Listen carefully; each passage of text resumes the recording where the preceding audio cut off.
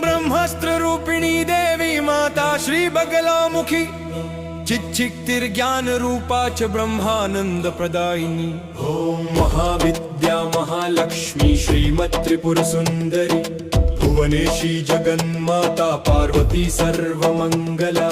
ललिता भैरवी शांता अन्नपूर्णा कुलेश्वरी वाराही छिन्नमस्ता च तारा काली सरस्वती। जगत पूज्या महामाया कामेशी भगमालिनी। दक्षपुत्री शिवंकस्था शिवरूपा शिवप्रिया सर्वसंपत्करी देवी सर्वलोकवशंकरी। वेद विद्या महापूज्या भक्ताद्वेषी भयंकरी। स्तंभरूपा स्तंभिनी च दुष्ट स्तंभनकारिणी। भक्त प्रिया महाभोगा श्री विद्या ललितांबिका।